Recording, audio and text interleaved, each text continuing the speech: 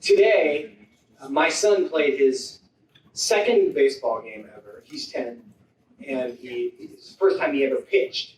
And I got to watch the first inning on the tarmac flying here because my wife had a video conference of that. And, we have kids, and we get really proud of the things that they do. And he actually struggled. He walked the bases loaded, and then he got out of it. So nobody scored in that first inning. That was the only one I watched.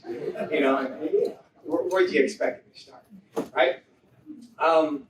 But the pride that we feel as parents, I feel a little of that tonight. Because, and I hope everybody else does as well. Now, of course, I'm nobody's parent here. But I have had a chance to be part of every Forge conference that has happened and contribute in my own little way. And you guys also have contributed in your way.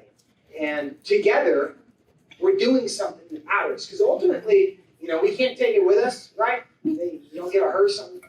You don't get U-Haul behind the hearse, as the saying goes, right? And you don't get to take any more time with you. The time you have is the time you have, and what do you invest it in? There's nothing better to invest your time in than people.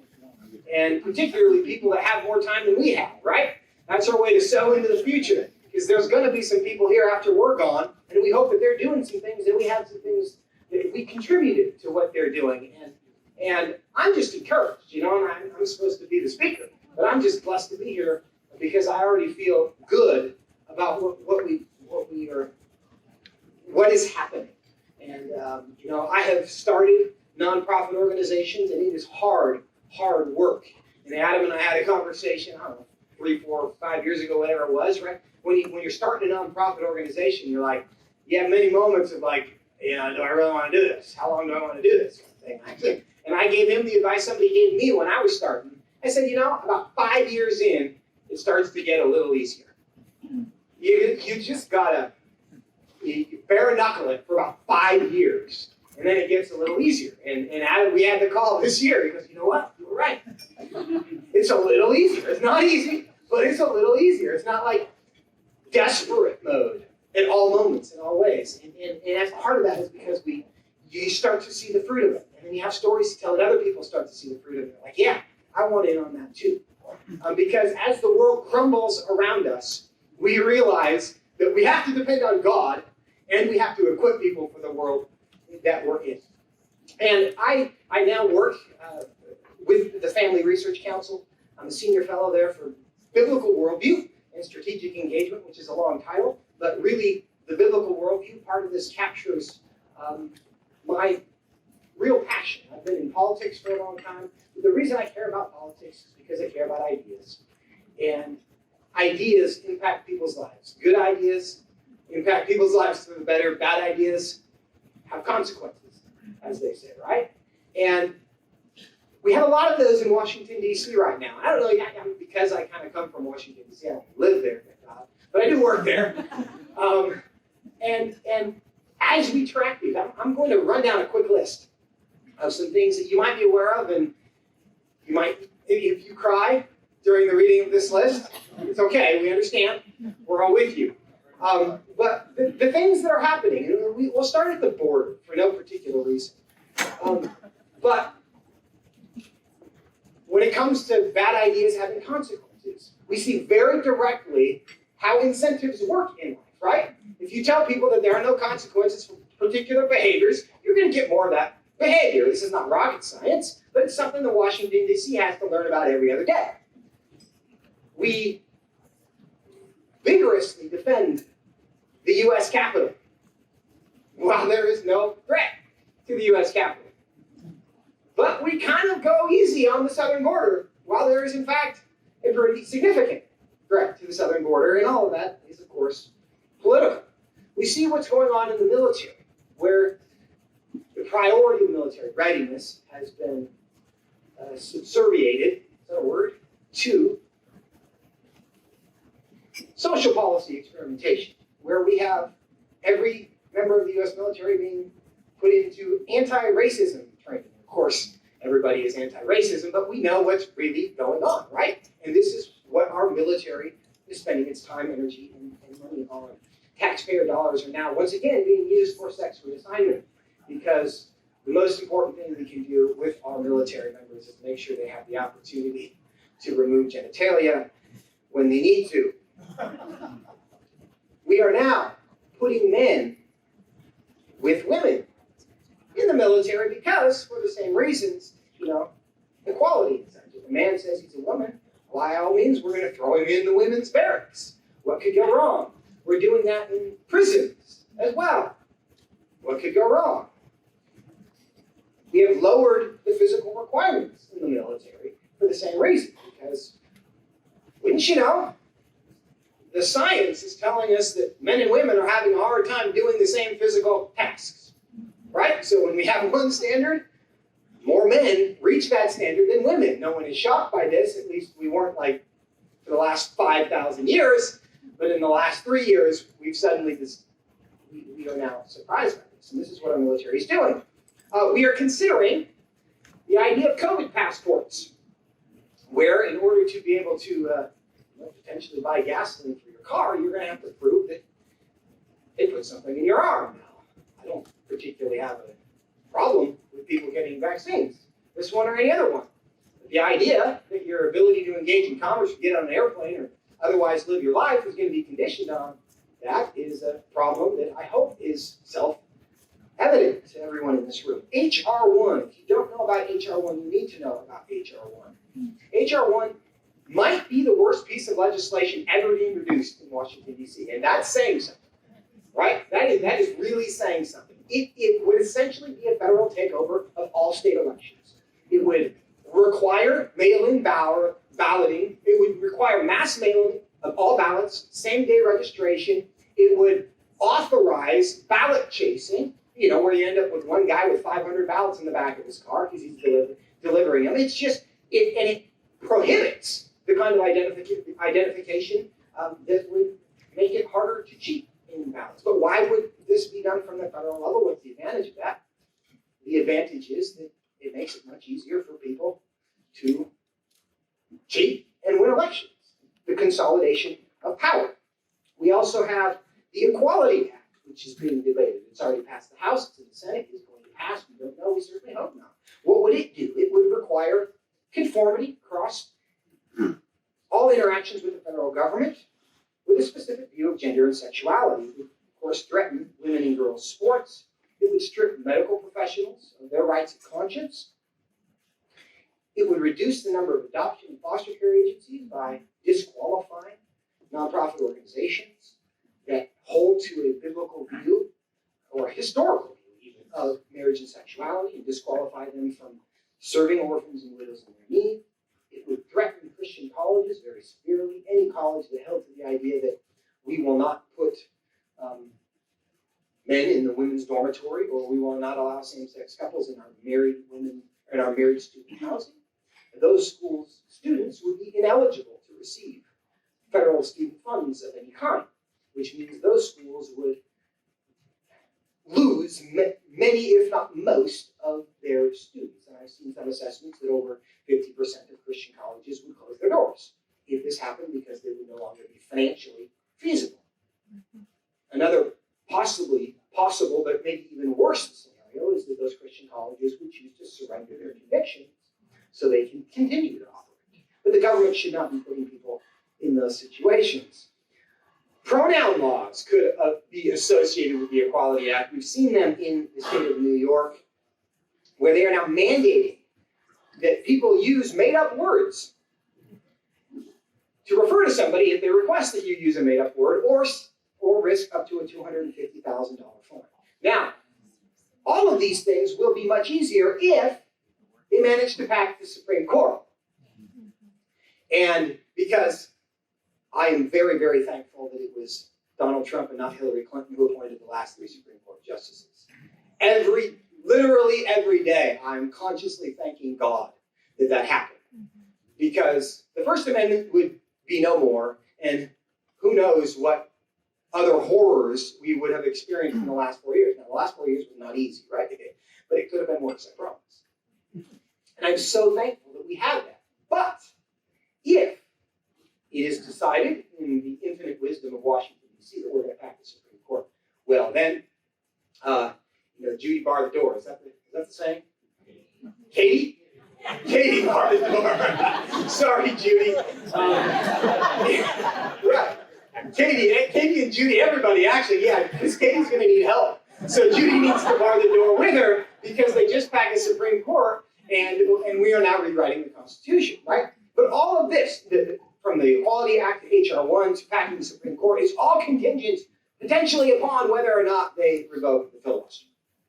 That's that one little Senate procedural rule. If that gets changed, then Katie bar the door. Because all of these things could be conditioned upon that, because they're not going to get a majority of the Senate. They're not going to get 60 votes in the Senate to do any of this. But if they change the filibuster, boy, it could be interesting. Now, some people hear this list and cry.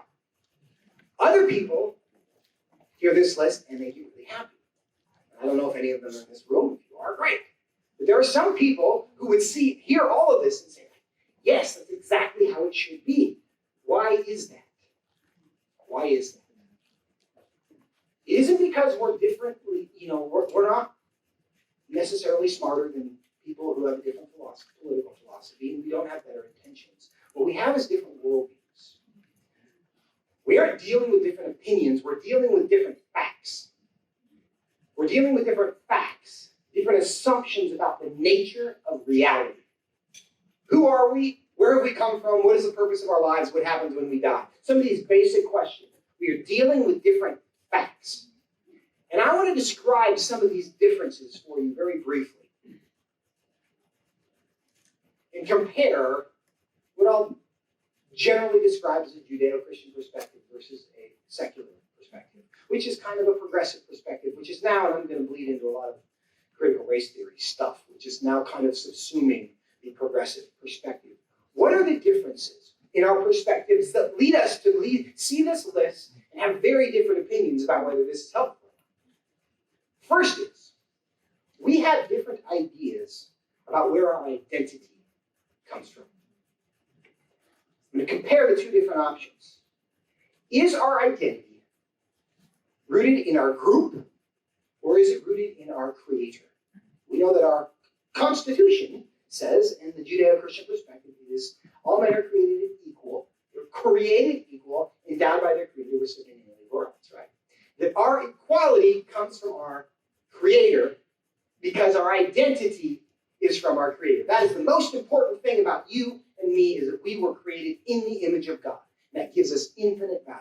There is an alternative theory that your primary identity has to do with your anatomy, your gender, has to do with the color of your skin, has to do with your sexual desires, your gender identity.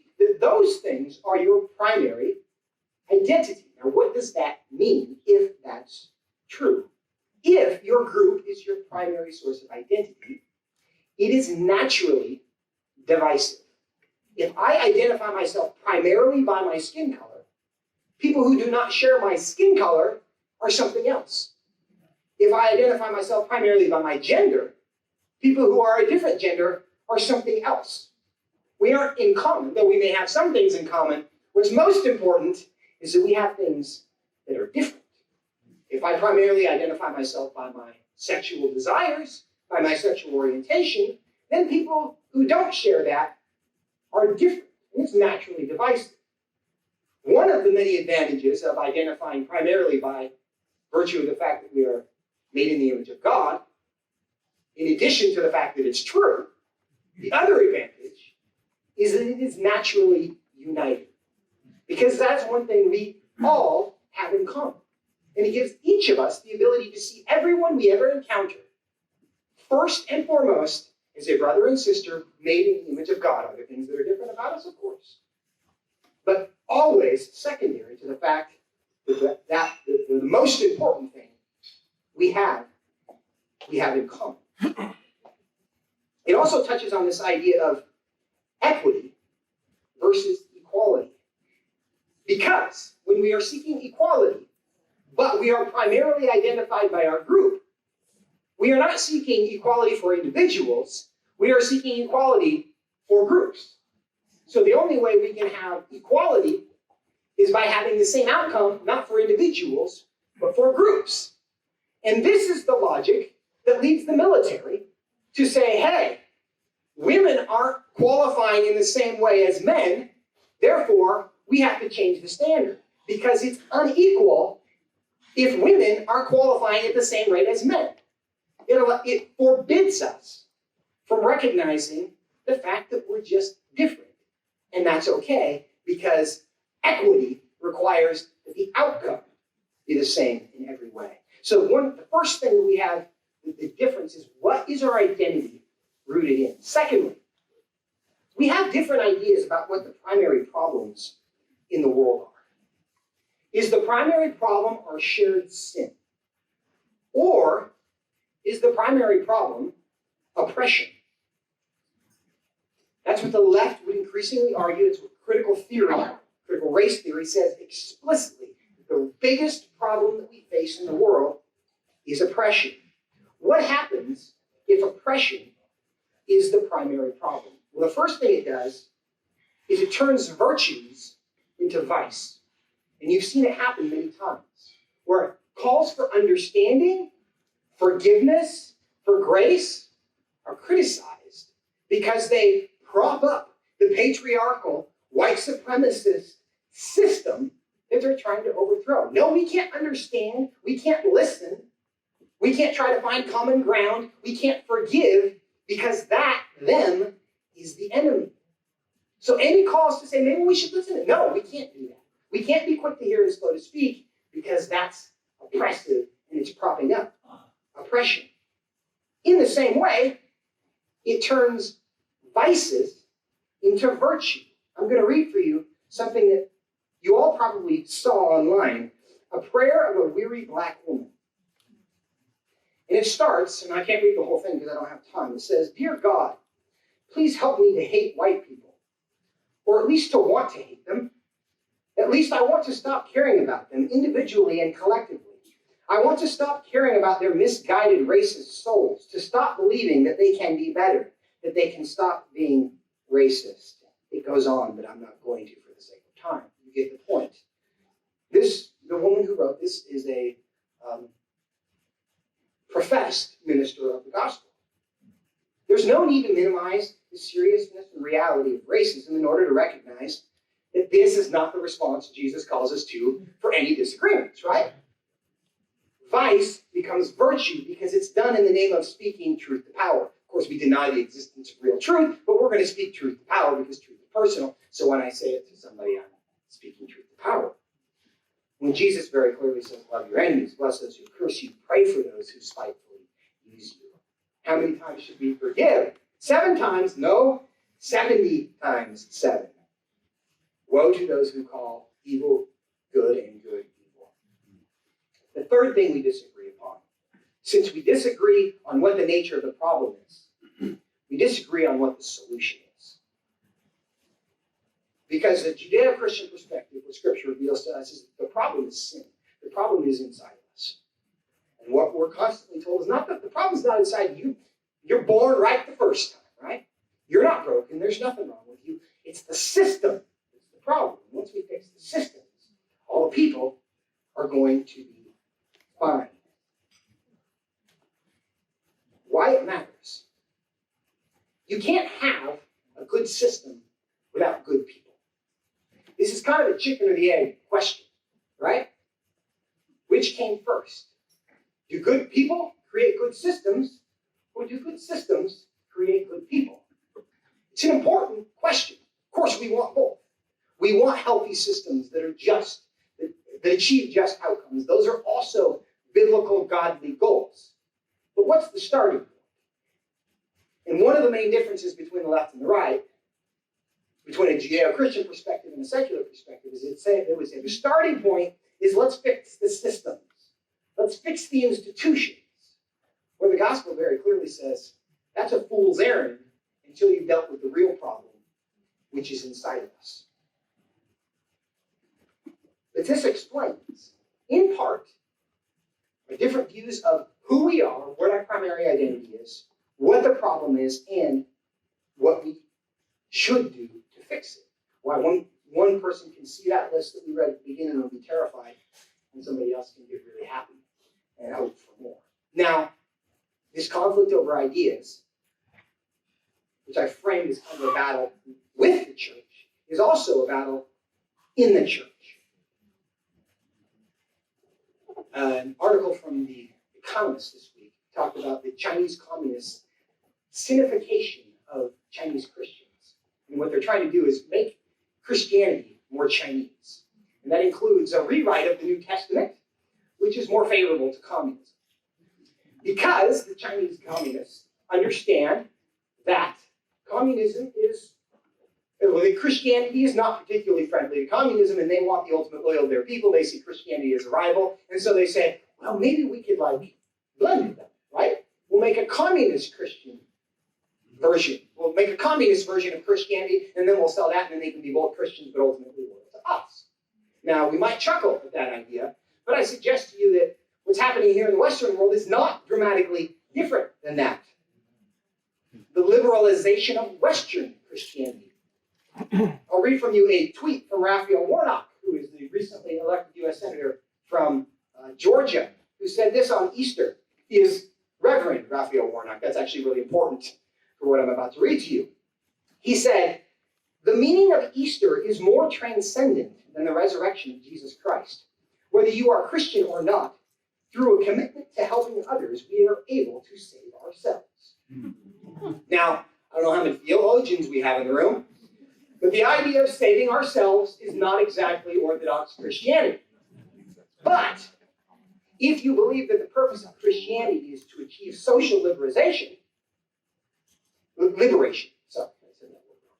if you believe that the purpose of Christianity is to achieve social liberation, then there are things more transcendent than the resurrection of Jesus. If you believe the real problem is inside of us in dealing with sin, there's nothing more transcendent than the resurrection of Jesus, right?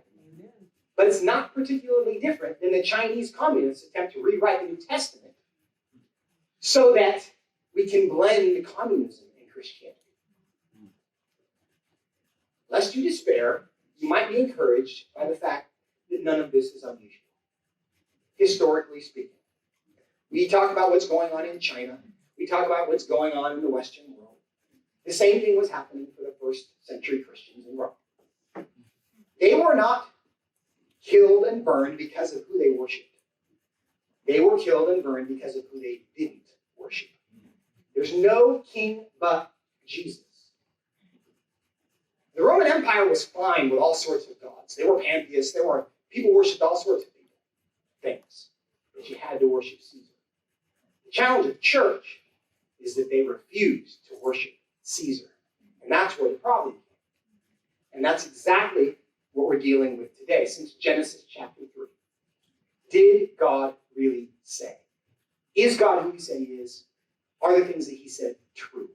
That's been the question for 5,000, 6,000 years. Did God really say? So none of this is new, right? And I think that's important to me on bad days when I read the news, and I'm like, oh my goodness, what is happening? I read all these stats about whatever it is, and people are doing things that I don't think they should do. But be encouraged by the fact that it isn't new, God is not surprised, and we all have a role to play. And that's why we're here tonight.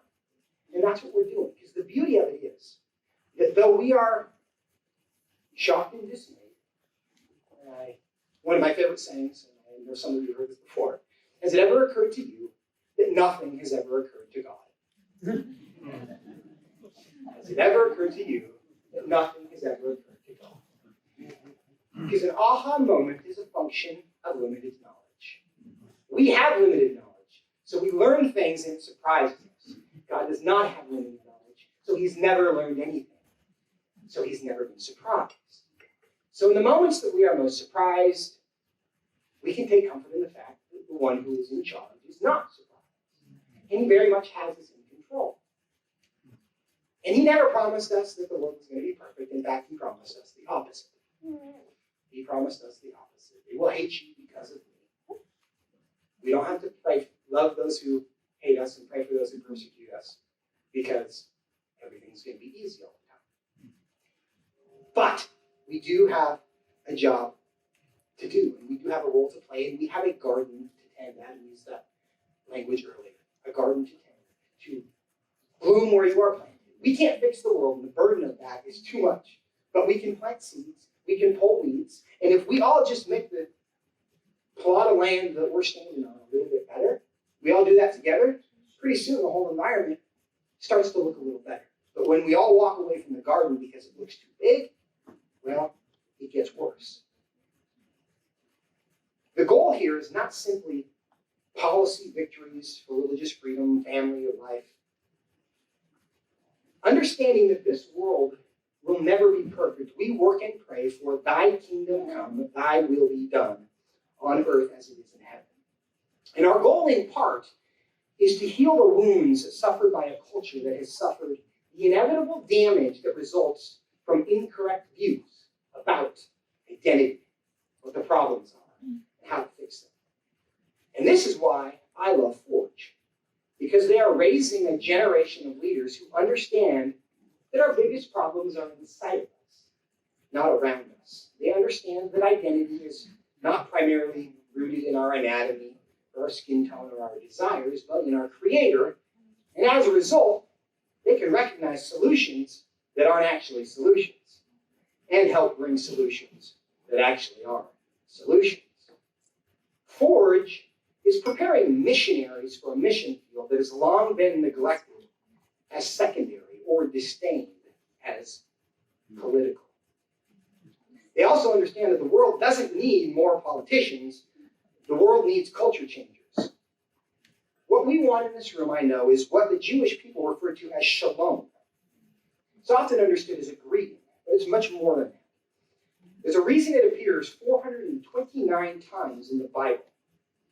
And in closing, I want to share what Alvin Plantinga wrote about Shalom, that for me summarizes the deepest desire and captures what we all together want to bring to the world around us. And he writes, "The great writing prophets of the Bible knew how many ways human life had gone wrong, because they knew how many ways human life can go right." Excuse me. And they dreamed of a time when God would put things right again. They dreamed of a new age in which crookedness would be straightened out, rough places made plain, the foolish be made wise, and the wise humble. They dreamed of a time when the deserts would flower, the mountains would stream with red wine, a time when weeping would be heard no more, when people could sleep without weapons on their laps. People could work in peace. Their work had meaning and point. A wolf could lie with a lamb, the wolf cured of all carnivorous appetite. All nature would be fruitful, benign, and filled with wonder upon wonder. All humans would be knit together in brotherhood and sisterhood. And all nature and all humans would look to God, walk with God, lean toward God, and delight in God. Their shouts of joy and recognition welling up from valleys and crags, from women in streets, from men on ships. The webbing together of God, humans, and all creation, in justice, fulfillment, and delight, is what the Old Testament prophets called Shalom. We call it peace, but it means far more than mere peace of mind or a ceasefire among enemies. In the Bible, Shalom means universal flourishing, wholeness, and delight, a rich state of affairs that inspires joyful wonder as its creator and savior opens doors and welcomes the creatures in whom he delights. We are now fallen creatures in a fallen world. The Christian gospel tells us that all hell has broken loose in this sorry world, but also that in Christ all heaven has come to do battle. Christ the warrior has come to defeat worldly power, to move the world over onto a new foundation, and to equip a people informed, devout, educated, pious, determined people to follow him in righting what's wrong, in transforming what's corrupt, in doing the things that make for peace. Tonight, we come together to bring shalom where there is none. We know that we can't fix every problem. Fortunately, that's above our pay grade. So we don't have to carry that burden. But we can tend our garden. If we do what we can, We can do what those who pledged their lives, fortunes, and sacred honors did for us, and leave it better than we found